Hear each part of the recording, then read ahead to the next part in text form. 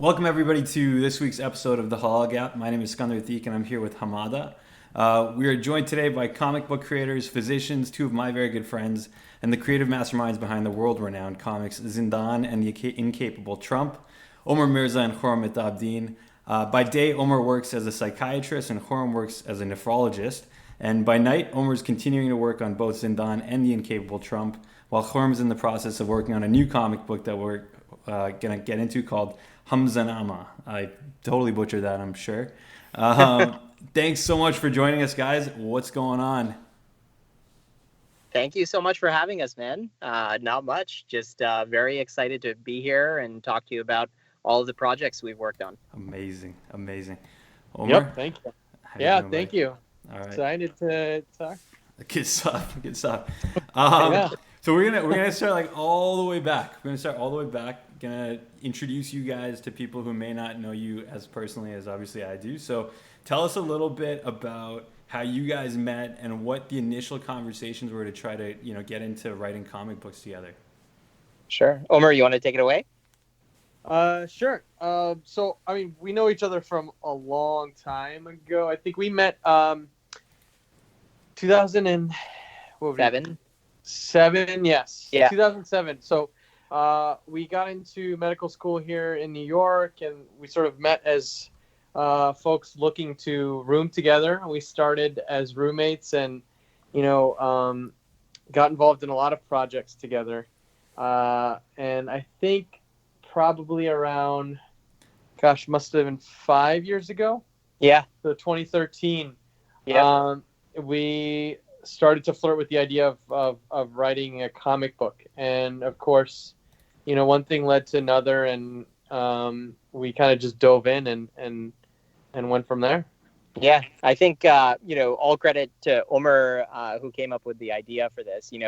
He was always very much into comic books and the comic book culture, and I had like a huge interest in South Asian history and politics and religion, culture.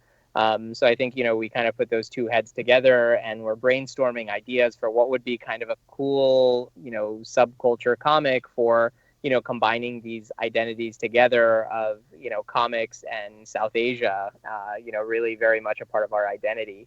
And I still remember, I think we were having like lunch at some barbecue place in the city, and I gave Omar my first like $100 check or something to be like, let's do this.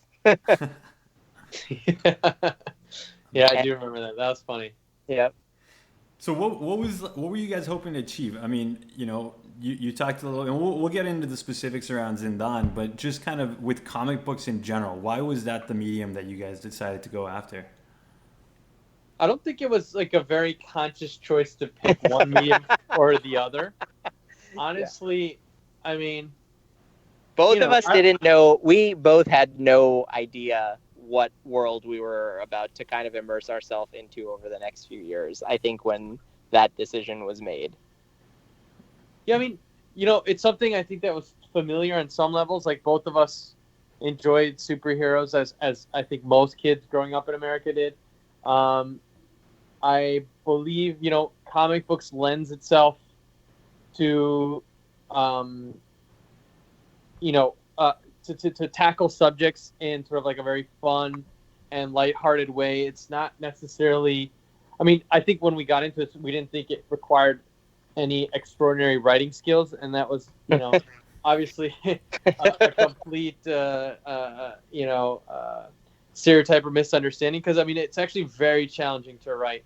But it seemed like a sort of a non-intimidating medium to tackle, and something that we were familiar with through our own interests. So I think from there, it was kind of an obvious choice. So even though you guys said that it's like a non-intimidating kind of a medium to tackle, you're both working as physicians now, and how do you guys find the time to even like sit down and work on comics like this or other projects? So, I think that's a good question for me, because I completely lost the time and ability to do that. So, over the past couple of years now, I haven't really been able to contribute much if anything, to Zindan as a project, just because work has been absolutely crazy. I work as a nephrologist out in Eastern Long Island. So, I work for a health system out here that's very much starting their nephrology program. So that's pretty much been my life for the past 2 years. So it was one of those like very kind of difficult moments where, I think Omar realized it, I realized it, that, I couldn't be a huge part of this at this time, because I really got into work as my life. So, when we were in residency, even, fellowship got super busy. I was finding it harder and harder to kind of make time for the project. But it is very much a huge time commitment that does require, every kind of ounce of effort that you have to be able to put into it to get it to where it is now. And I have to credit Omar, because he's really continued that passion. Since I've left for the past couple of years with the project, he's very much kept it alive and kept it going, continued writing and continued, pushing the agenda of getting kind of South Asian history on the comic map. And yeah, it's not an easy thing to do. And for the 4 years or so that I was a part of Zindan, it was very much like a second part of my life during that time. I think finding the time is a question that comes up a lot for us. Yeah. Even if we weren't doctors or anything, it's really hard to balance work and this. Yeah. Work and your creative passions. And a lot of respect to the people who actually, sort of make their livelihood based off of this work. Because you live or die based on the success of the right. comic book. We had the luxury of going to, a career that financially supported us, and still we found this difficult. Right. But I think, when you're sort of trying to find time, it really is about sort of like setting priorities and sort of deciding that, you're going to make time for it. And I think it, just like with anything, sometimes people say like, how do you find time to be a, like a physician and let's say a parent even, and that's, I think, something that people wrestle with as we're getting to that age, or anything where you're trying to sort of balance dual identities. And so in this situation, it takes a conscious effort, and it really, it said, you had to sort of carve out time and really create this as a priority. And so, practically there's times where it fell behind, and that's why we only really put out one issue a year. Right. And so that, it's a huge limitation, but I think really it's just about saying, okay, I'm going to prioritize this, right up there with like, people who prioritize the gym, or, doing their, leisure reading, whatever it might be. And so you gotta kind of have to decide, where in my life is this going to fit? And then you have to commit to it. And so I think that's sort of how we made this happen. And despite what people tell you, residency is not nearly as busy as when you become an attendant. I think we did peak of like all of, getting Zindan into New York Comic Con, setting up for, how many times did we hit the road at those smaller cons when, we didn't even have a product out yet, where we were just advertising for our upcoming book. Baltimore, Boston, smaller cons in New York City, just packing up and going when we were, knee deep in residency, and we were able to kind of get this going off the ground. And the hardest part was I think that initial period when you're still formulating your story, you're still formulating what your characters are going to look like. You're still trying to figure out, where this book is going to go and where these issues are going. That was all done when we were, starting residency. That's supposed to be like the hardest time in your medical career. So, Omar's 100% right. I think for us, especially at that time, for me, this was like a huge priority that we have to get this, running off the ground. And I think we were able to do that pretty well, at the time when you're supposed to be the busiest in your life in your medical career in residency. Yeah. I think it also helps when you guys have always been sort of the masters of the side hustle. One thing I forgot to even mention in my introduction is that you guys are the originators of the quote unquote halal party scene with the annual Eid extravaganza in New York City. So no surprise that you guys have been able to continue championing creative endeavors on the side. But it's kind of staying on topic with kind of comics and comic book creation, I think a lot of people, Omar, as you said earlier, have this misconception that, you know, oh, it could be a pretty straightforward and easy way to get into a creative kind of side hustle. You know, let's just do comic books because you don't have to necessarily be as strong as a linguist as maybe if you're writing a novel or something like that. But can you go into a little bit more of the details around what exactly it takes to get a comic book put together? Obviously, there's the artistic element and the narrative element, but maybe if you guys can give us a little bit of insight into what exactly the process of putting together a comic book looks like. Yeah, no, absolutely. So I think the way you approach this, you kind of approach anything where you have to really kind of study the medium and see how things are going. So fortunately, a lot of people have sort of laid the foundation and sort of gifted their experience and talent in the form of, you know, how-to books. And so, you know, that was the first thing, to just kind of lay the groundwork and learn about, you know, what it is that you need to do. Because we had although we had a lot of experience as consumers of this industry, we had no experience as producers. So, you know, the first thing you got to do is, you know, create sort of an imprint or a label. So you got to have somebody who's going to publish this. And so, you know, we spent a lot of time just kind of coming up with the idea for our, I guess, imprint. And we toyed with, you know, different names and you know, are we going to be exclusively only Muslim stories, or are we going to be sort of more broad? And I don't think we still have like nailed that down, but we came up with this kind of name for our imprint, Roaring Sun Studios, and that sort of just was borrowed from like a very strong Mughal influence. You know, if you look at the old sort of logos on Mughal flags and their coins, there's just like there's a lion and the sun sort of motif that goes through a lot of the artwork, and so that kind of, we got this Roaring Sun idea.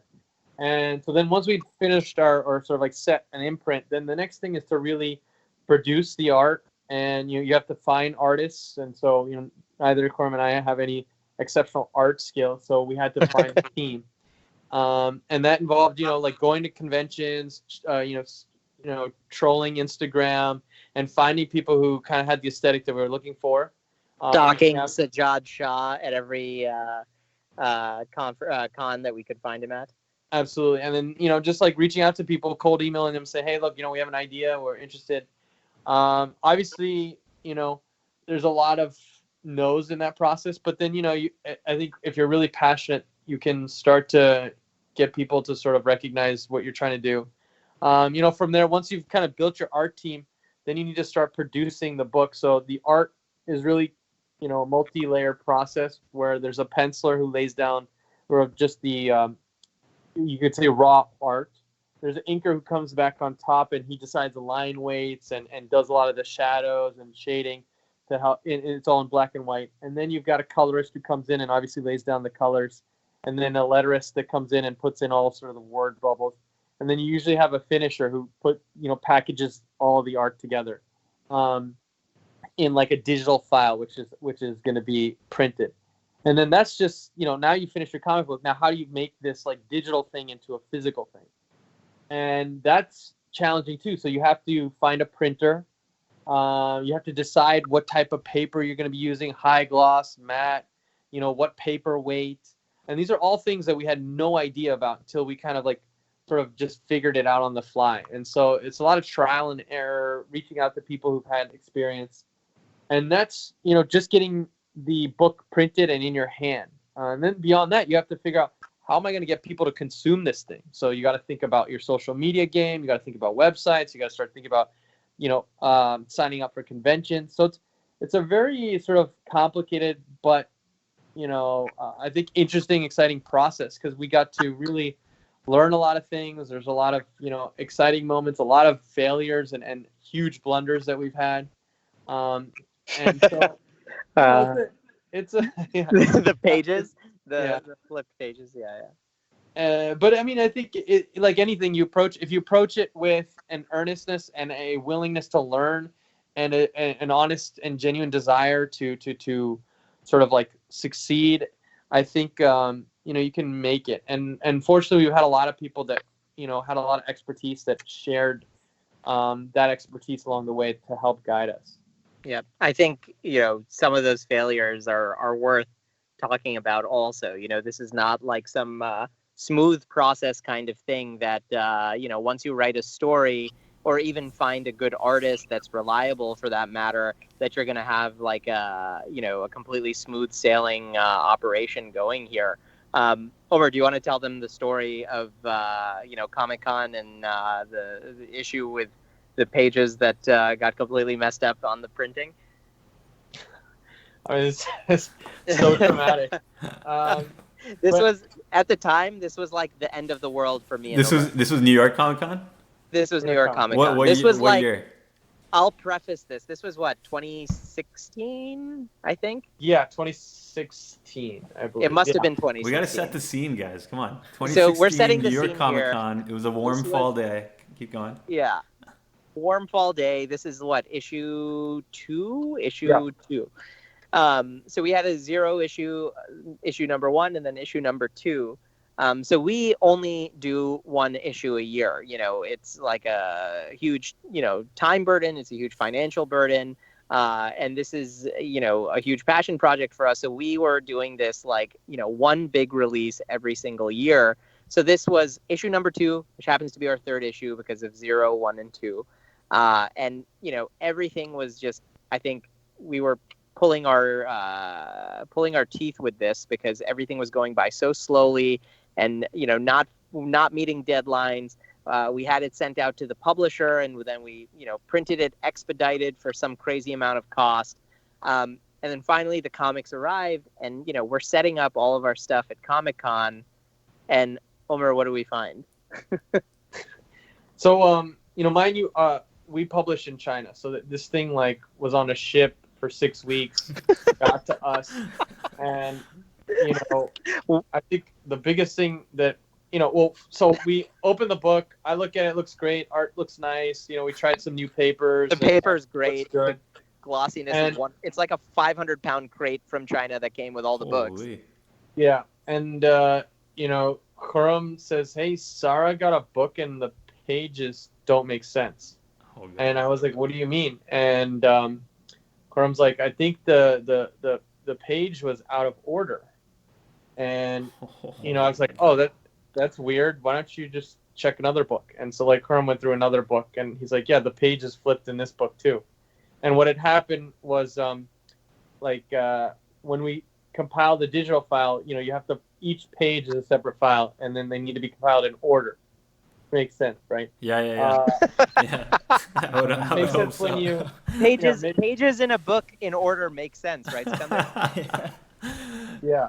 I don't really read, so I can't comment. But yeah. So rule number 1: when you send something for printing, proofread it. No doubt. And we've been seeing the pages so many times. You take it for granted, right? You're like, "Oh, the file's fine," because it goes back and forth through so many people's hands. Imagine seeing these same 22 to 24 pages every single day for 1 year, and this is all you're doing for that 1 year. And then this. So basically, what happened? So how many issues were there? How many? Did we print 1,000? Oh my 2,000. God. Oh 2,000. my goodness. We printed 2,000 copies of this book. 2,000 copies. So we're at Comic-Con and we start flipping through books, and then like the page is wrong. And we check another book, the page is wrong. We check another book, page is wrong. We open another box and check that box. We're like, "Wait, maybe one box is like just messed up. Let's check another box." We open up another box, pages are wrong. It turned out all 2,000 issues, obviously were printed incorrectly because we had sent them a file where the pages were flipped. And it just like the heart sank, because you can't sell this now. You don't feel good selling a product where it's incorrect. So we had 2,000 issues that were junk. Oh my And that was God. the only thing that we had to really give that year. So, that was our new issue that was just like useless. So there's a moment of like terror and like, I think just like complete. I think me and you had a pretty big fight for like 10 minutes. Yeah, I mean, you're like looking for somebody to blame, and then you realize the person to blame is yourself. And and then when I'm like in an anxious or pissed off mood, it just gets really bad. I'm just an annoying person. So I definitely did not help that situation, or I was also not very constructive in that situation at all. And I think there was something that somebody said was just like, what can you do now? There's nothing you can do. I think that was you who said that. I don't know. I think it was actually Usman who I'm had kidding. told us, Of course, yeah. I know. Because like he was a little bit removed from the situation. But anyways, yeah. At that point we just said, okay, screw it, and we gave him out. We gave him out for free. We're like, wow. At least people can maybe enjoy this like misprint. So what we were doing was we actually had all these cool like stamps of our publishing company that we had gotten done because we were stamping like, the bags that people were buying the comics in. So we just started like stamping these pages that were flipped, that were wrong, and writing like really weird messages in there being like, you got a weird book that doesn't make any sense and it's free. And I think like at least I would say 100 or 200 copies of those books have just some weird message from me because I was really bitter at that moment. So just writing weird things in each of these books and signing it inside. That's awesome. awesome. The great thing about comic fans is they love everything. They actually love misprints better than they like. Yeah, of course. So, it's limited edition. So people took them, and I think I still have a few left over. But, that's just one example of how, we underestimated a lot of stuff, and there's a huge learning curve. Oh yeah. How long was that entire process? Just out of curiosity, like from inception to the print of the first copy. Of issue 0? Of issue 0, yeah.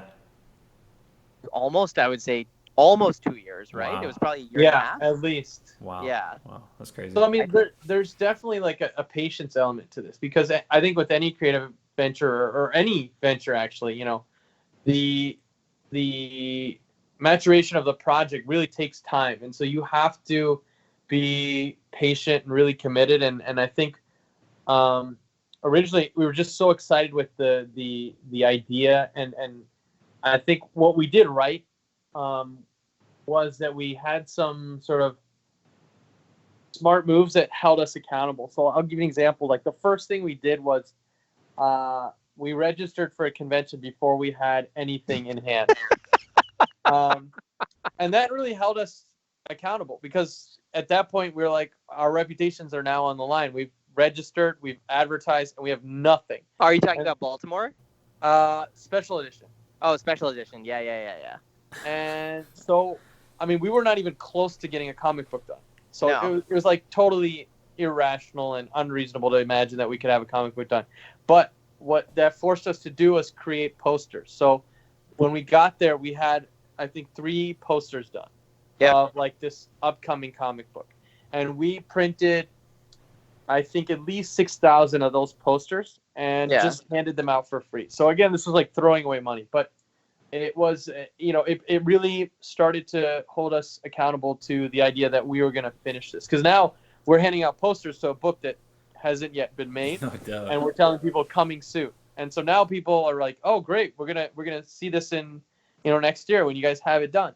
Special edition was like, I think 6 months before Comic-Con, right? Yeah. 6 or 7 months before. So yeah. So it really forced us to start really moving on this, and to kind of circle back to the question before, like, how do you find time when you've basically sort of publicly announced you're doing something and you've staked your reputation on it? You don't want some Fire Island type, mishap to go on. So you're just like, all right, I got to do this. Yep. And I think it really helped us move along in the beginning, especially when there was that almost 2-year period of just development. Public accountability is definitely real. Yeah. But like moving specifically to Zindan, what was your inspiration there? And for those, I don't know, if you just want to like give a brief overview for people who maybe aren't familiar with the story, what is it about? And also, why did you guys feel that you needed to share this particular story? Sure. Do you want me to take this? Yeah, do it. So Dust off your pitch. Yeah, our elevator pitch. It's a story about 2 orphan brothers, Zen and Temur.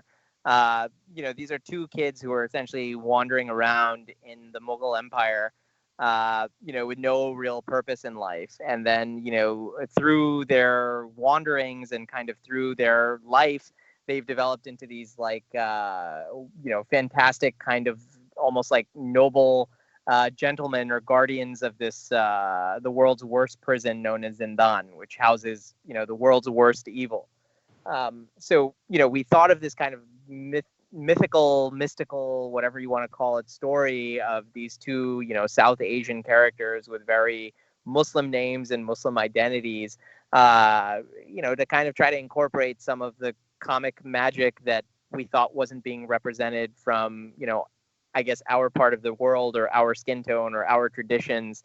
We wanted to kind of make a story that, everyone could enjoy, but also specifically like little brown kids could enjoy because they could see someone with names similar to them that have similar backgrounds and similar kind of mystic tales that, of stories their parents might have told them. So that's kind of like one of the brief reasons why we wanted to, have a South Asian story that was very much embedded in the Mughal Empire to represent us. I think me and Omar saw ourselves in these characters of these like two brothers who, at first really have no idea what they're doing with their life. And they've kind of, been turned into these people that, we tell the story about. So I think a lot of it was initially like a reflection about us two and our backgrounds, and we turned it into a story.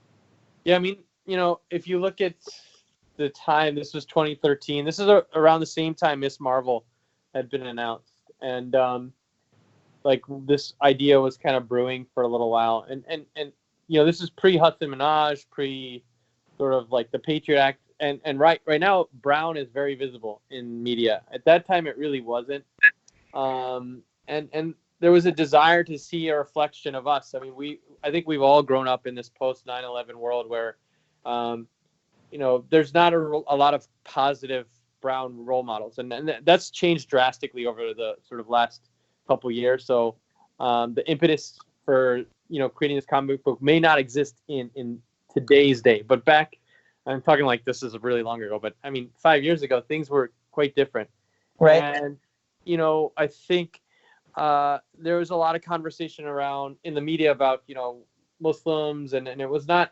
positive.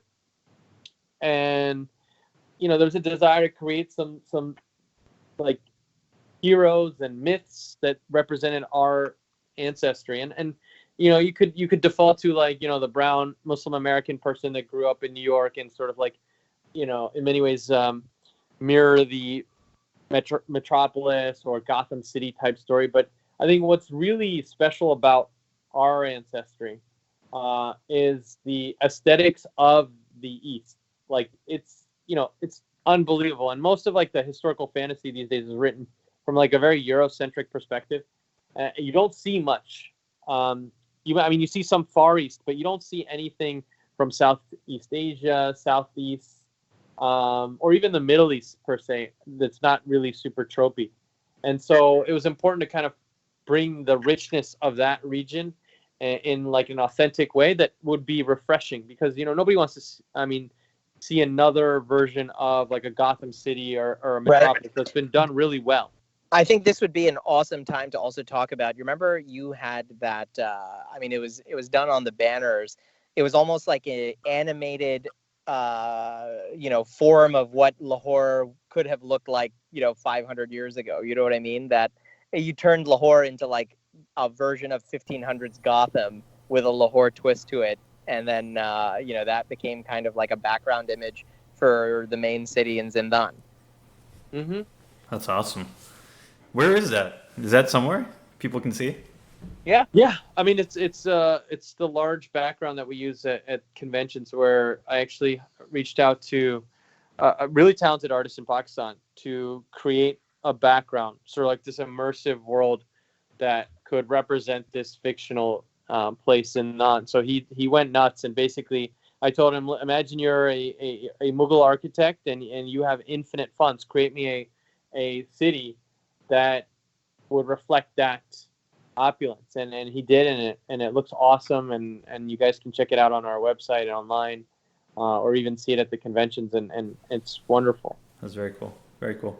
So you guys talked a little bit, or Khurram, you spoke a little bit about the two main kind of heroes of the story, Zayn and Tamur. But can you guys talk a little bit about the female character in the comic book, Tara, who, on the surface, it might look like she's kind of your stereotypical comic book female with, potentially exaggerated features and a little bit objectifying, but there's a lot of subtleties there with that character, and there's a lot of a lot of things that you're trying to show that could potentially combat some preconceived notions. So can you talk a little bit more about Tara specifically?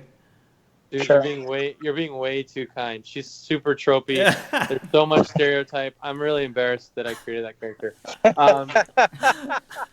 No, I'm like honestly, in the last year, yeah, she's exactly like every male fantasy of a woman. Like, I mean, it's embarrassing to look back on the sort of design of that character, but I think it's a good learning point for me, and really, I think us as writers and males, as we try to create stories with female characters and combat the biases that we have when we try to create these characters, because they tend to be one-dimensional, and you're like way too kind. There's no subtlety. I mean, she wears like this belly dancer costume. It's absolutely ridiculous. And yeah, it's frankly embarrassing to look at, but that's created a lot of, I think, awareness and insight on my part in terms of how I envision and visualize strong female characters. Strong female characters don't need to be strong because they utilize their sexuality. It doesn't need to be that way. And so I think it's a good conversational piece. And I think we certainly deserve all the criticism that we get for that character. I'm working towards redesigning her. So, looking forward to the next issue. She's got a brand new outfit, and she's getting rid of that ridiculous belly dancer costume. Tara gets a makeover, okay. Yeah, Tara gets a massive makeover. I mean, I think I as a person get a education, and that is now reflected in the new Tara design. Yeah. And I think that also stresses the importance of needing female writers and people within your circle to contribute to what this idea of what this character should be like, because Omar's 100% correct. I mean, coming from just two loser dudes, this was who thought this was probably a great idea 5 or 6 years ago. You can kind of look back and realize exactly what Omar just said. Yeah, I mean, it's good because there's very strong female voices who criticize the hell out of this thing, and I think deservedly so. And, and it's definitely good to have that. And I think it's really important. Highlights the, the need for that type of feedback. And I think in all sort of creative endeavors, all sorts of artistic endeavors, where we are trying to represent marginalized populations, that we need to be really able to receive the feedback from the people that we're trying to represent. And so I think, as a brown man, it was definitely way too ambitious to try to honestly portray and authentically portray a brown empowered female character without having these crazy biases about how that character should be. And so I thankfully had a lot of women sort of knock some sense into me, and I'm still not there. I mean, I still have those unfortunate images sort of that bias my impression of these types of characters, but I think I'm learning, and I think I'm open to the idea. And so in that sense, I think this has been a really amazing experience in terms of self growth and maturity.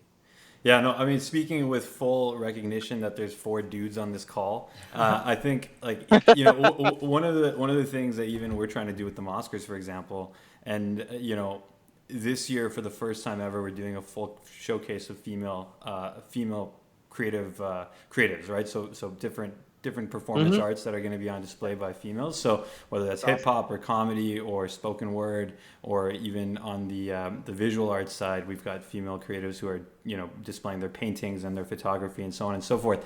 And it's one of those things where, you know, you talked briefly before about how in the last 5-6 years there's been this like massive movement of wokeness, which has put brown people and Muslim people a little bit more in a positive spotlight, which is fantastic. I mean, that was the entire reasoning behind, you know, as you guys said, Zindan, the entire reasoning behind the Mosquers really even 13 years ago.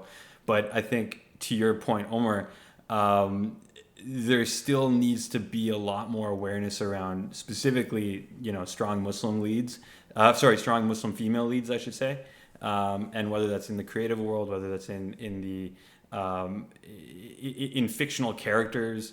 So no, I mean, full props and recognition to you for seeing that. And I think, again, with full awareness that there's no females on this call, not trying to speak on behalf of anybody, but it's something that we've also recognized here with the Mosquers, that we needed to be better, right? We needed to recognize that, hey, how have we had 11 festivals and never had a female showcase performance? So so I think that's becoming a very long overdue recognition across creative mediums. But yeah, excited to see the makeover for Tara, bottom line. Yeah. Yeah, no, it's totally true. And I think, you know, as much as, you know, things are changing and some things can be so discouraging in the current atmosphere, I think this is so encouraging to see that, you know, we're really making a lot of strides in terms of representation, being more thoughtful and reflective about how we, you know, help advocate for those marginalized people, especially women. I mean, women are marginalized generally. And then you talk about, you know, Muslim women, their voices, you know, almost completely absent in this spectrum. And I think that we need to do everything in our power to sort of raise those voices up, lift them, and even sometimes step back and allow them to take, you know, the spotlight. And so it's great. I'm really inspired by the fact that things are changing. That's good. That's awesome.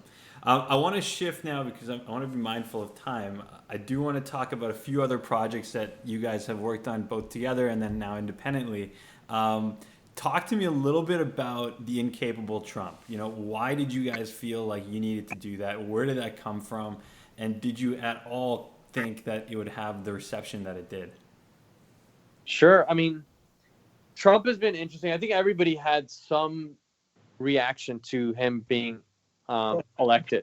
You know, that I think everybody I've ever talked to, the day he was you know, announced to have won the election, had some very bizarre, surreal experience. And I think the way that you know, I experienced that was I got to do something, and I didn't know what to do. And at that time, I think the first thing, you know, we started doing collectively, and, you know, me and Khurram showed up to that, was protesting. And, you know, there's this need to, like, speak up and express your discontent with this situation. And in that process, one of the things I thought was, let me use this medium that I have kind of dabbled in to express something. And so it really was a poster. And you remember seeing that, Yeah. you know, an initial Incapable Trump Yeah. poster. This On like Facebook, classic, this classic homage to the Jack Kirby Hulk 1 cover, where you see this like hulking beast over this man. And so in that same way, we created this Trump man that was, you know, with this like hulking, I guess, incapable Donald Trump above him, this monster that he had transformed into. And I threw it up on Facebook just kind of like as a gag to see, you know, to get some laughs and some likes and stuff. And people were like, oh, yeah, you know, I'll buy that. When's this coming out? And honestly, there was no intention to make a comic book. It was just like, let me make a poster. And seeing that response, you know, I said, why not? Why not take this beyond just like a gag poster and actually create some type of critique through a narrative. And so then, I reached out to Khurram and we started to work on it. And I think it was important to not make it sort of like a roast of Donald Trump, even though if you look at it, you might think this is just like totally roasting him. It really ended up being focused on trying to criticize things in sort of a palatable way. And a lot of it was a play on stuff that actually happened, right? Yeah. Like, I think, especially if you take a look at the first issue, most of the scenes from that book were, minus him turning into this Hulk-like figure. I think a lot of the stuff that was discussed in the book, these are like actual lines from him, his administration, things that they've done, within the first, I think, 2-3 months of office. I think we forget because there's just every single day there's just something new with this, regime. I don't even want to call them an administration. I'll call them a regime. Every day there's something new that you forget about what happened yesterday. And then you flip back to even this book, or, if you want to look at newsreels from that time, it's like still so crazy to me that, all of this stuff has just happened in the past couple of years.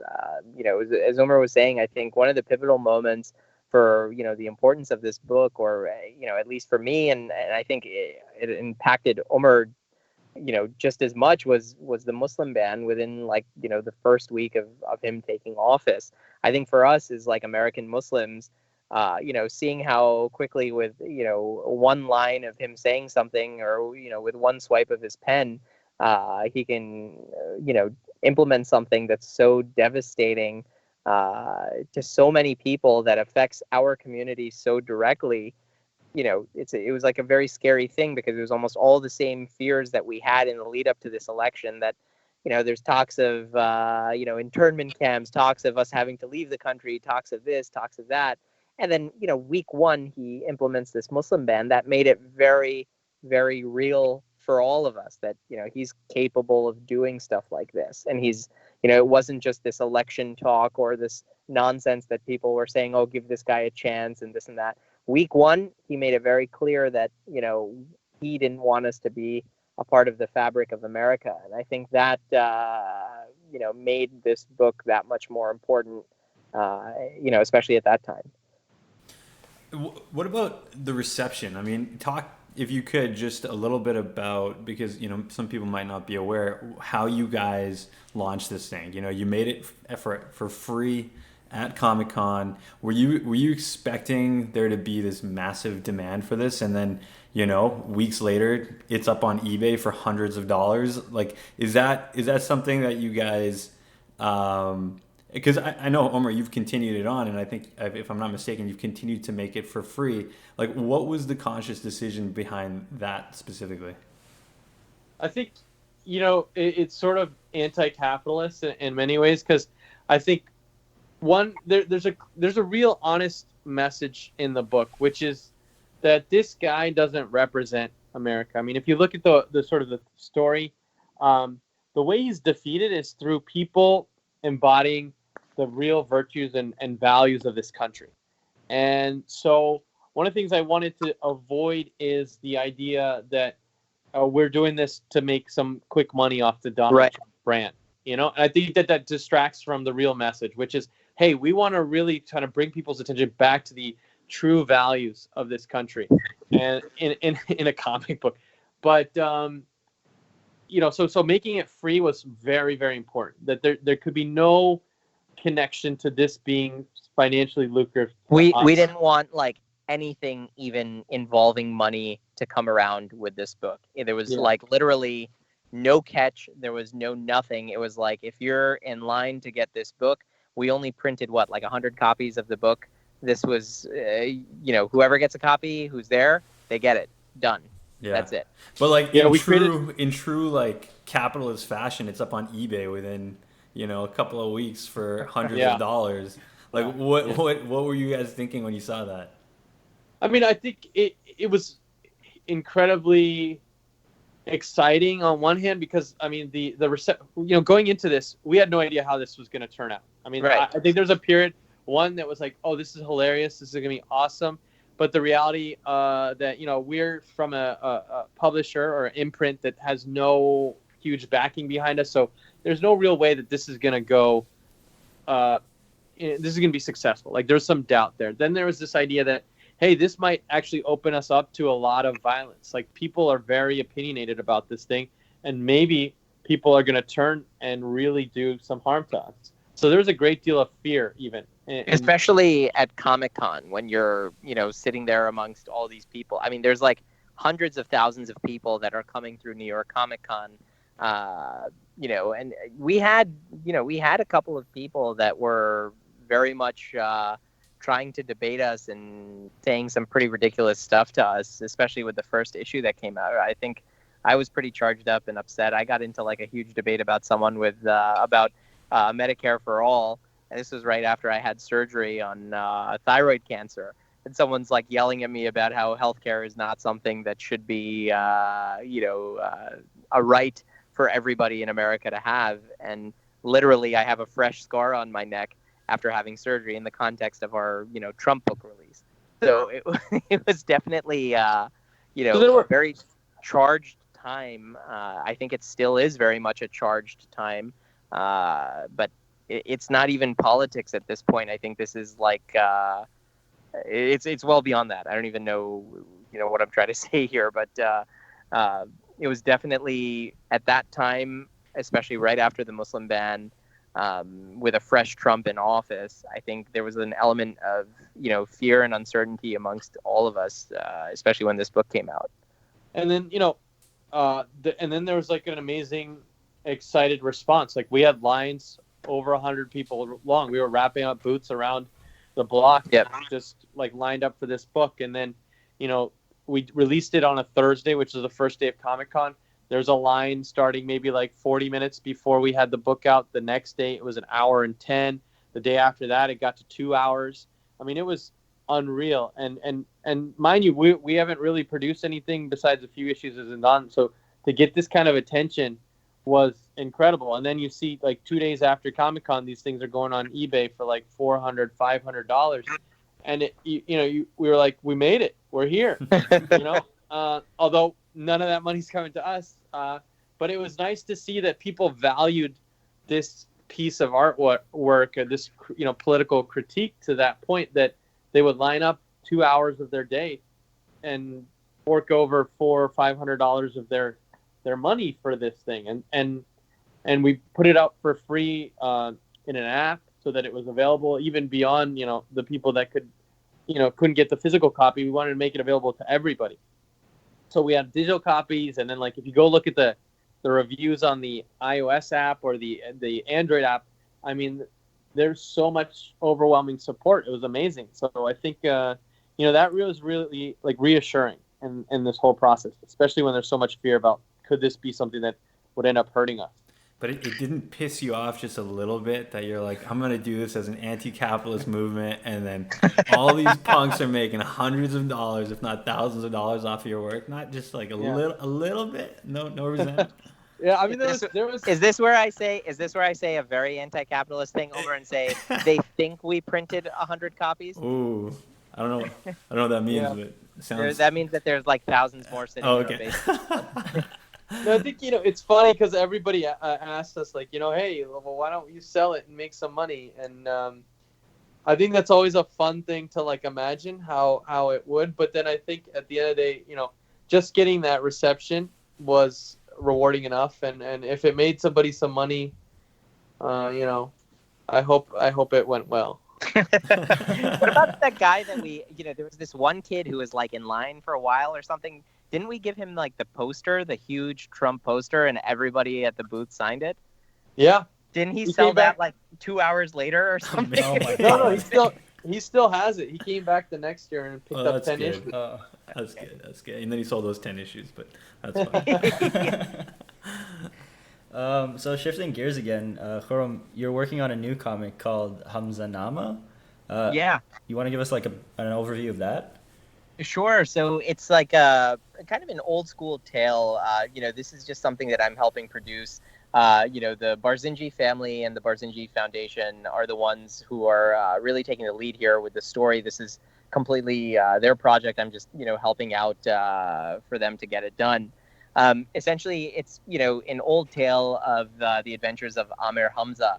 Back in the day, people don't realize, but this was essentially one of the world's first comic books. And, the king at the time in the Mughal Empire would release an issue, I guess you could say an issue or a volume of this series yearly until he passed away. And then the story was just kind of left, in the dark after that.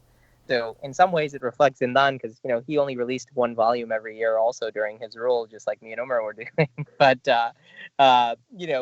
this is kind of reimagined Amir Hamza to bring back kind of the old stories, of the time. So it's still in production. Actually, we have Sajjad Shah helping out with the story right now also. He's doing the finishes and finishing up some coloring right now for the project. But look out for it, hopefully within the next 6 months or so. The Barzinji Family Foundation is going to be releasing it. And there's actually a huge contest that's going to be going on for people to contribute to continue the volumes of this story. So, I'll give you guys the website and everything after we're done here. So if people want to check it out, they can support the Barzinji Foundation to keep these stories going on because they're very important. Just like kind of continuing the same line of, Zindan of representation and bringing our culture into the mix. That's very much what we're trying to do with this as well. And for the mostly Canadian audience, can you tell us a little bit who's involved in the Barzinji family? Sure. So Zaki Barzinji, I'll have to speak for him on his behalf right now. But he actually worked in the Obama White House. So he was director of public engagement under President Barack Obama. So he's one of the main producers, writers of the book.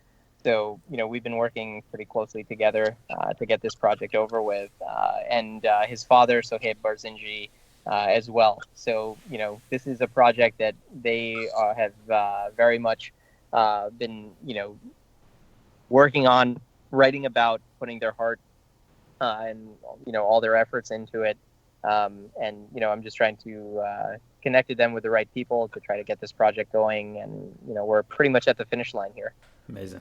And Omar, can you talk to us a little bit about what's next for both Zindan and the Incapable Trump? Where do you want to take those stories? So yeah, I mean, kind of as I alluded to earlier, we're doing some revamp on our female characters to try to be more mindful of the times. And so we're working on a better story and better costume and design for Tara. So look out for that. That's going to be in the next issue. We're going to continue sort of the journey following Zayn and Timur as they understand what's been going on following the fall of Zindan. In terms of the Incapable Trump, each issue kind of dealt with a specific thing that this administration has destroyed. So, the first issue was kind of revolving around the Constitution. Last year, we kind of worked on healthcare. This year, we're working a little bit with the idea of our international standing and relationships with other countries. So following that, I'm going to try to tackle immigration in the next issue. And hopefully, I hope that we're continuing to, make Zindan at least. I would pray that Trump ends with the presidency in 2020 and we have no more issues. I don't want to go full 8 issues. I'd rather stop at 4 with him getting voted out of office. But, I'm going to see how that goes. I'm not too hopeful at this point. But, I'd like to see people continue to read and enjoy. I hope to find new readers and maybe even continue developing some new series with people that are looking, maybe even work on an anthology. So we'll see. As a final takeaway, just for anybody out there who's maybe thinking of pursuing their passion projects, do you guys have any advice on how to balance, chasing those dreams and also maybe just the daily pressures of life or work or, things like that? I mean, I think Omar said it perfectly, at the beginning of this interview or this discussion, which is, set your priorities, set your goals. I think for me, finding a good partner like Omar, who continues to push you in these regards, it was, one of the most priceless gifts of my life, honestly. Just having someone there who you can kind of pursue these projects with and continue to like push you to reach these goals. Those are two very, very valuable things that someone can have in their life is that. So set priorities, set goals, prioritize your life, keep yourself organized. And, if you can, find a good partner who you can, take part with, rely on, and, run things by, especially when it comes to big things like this. Yeah, I mean, I echo all those things. I think also, you gotta sort of just take the leap. I think that's what we did. I mean, we had no experience, honestly, zero experience, and you kind of have to just get rid of that fear of failure and just enjoy the ride. And that's, I think, when you actually start doing fun stuff. So, if you've got something brewing, you shouldn't ask yourself like, why should I do this or how. You should get rid of those questions and say, why not? And just do it. And keep rolling. I mean, that's what we did. We just got up one day and said, all right, we're going to do this. We signed up for a convention. We're like, all right, now we got to figure this out because we're signed up. I think if you had asked us when we had even started talking about writing a comic book that, 2 years later, we were going to have this huge setup at New York Comic Con with hundreds of thousands of people there, we would say you're crazy. Yeah, absolutely. Amazing. Before we sign off, can you guys tell us very quickly where can we find the different projects? So Zindan and Incapable Trump, how can we get access to it? I know Incapable Trump really only releases at Comic-Con, but where can we get that digital version? And Khurram, maybe if we can grab that link from you when the project is done for Hamzanama, we'll make sure that we share that far and wide. But Omar, awesome. Where can we get the Zindan and Incapable Trump issues that have been released so far? Absolutely. So we're available basically online at our website, www.thelastunsars.com. It's ANSAARS.com. So that's where you can buy copies of our issue. If you have any smartphone, you can download Comixology, which is the digital comic book app reader, and you can look up Zindan on there. If you're interested in Incapable Trump, we've created a whole app just around the series. So you can go on your Android or Google Play Store or iTunes Store and then type in The Incapable Trump, and you have that free app that holds the comics. If you want print issues of Incapable Trump, you should line up in October 2019. We're going to be releasing the third issue, and hopefully, you'll get a chance to get it there. Awesome. And then for, the Barzinji Prize Foundation or more information about the Hamzanama, you can go to barzinjiprize.org, BARZINJIPRIZE.org. Amazing. All right. Awesome, guys. Thank you guys again so much for joining us and for helping to share with our audience what Zindan, Incapable Trump, and Hamzanama is all about. Thank you for your time, and thank you everybody at home for listening. The Mosquers Film Festival is returning this September 21st for its 11th festival at the Winspear Center here in Edmonton. Be sure to check us out on all social media platforms at at Mosquers Film Festival. There we go. All right. Thank you guys very much. And thanks again, everybody, for listening and helping us as we aim to close the gap.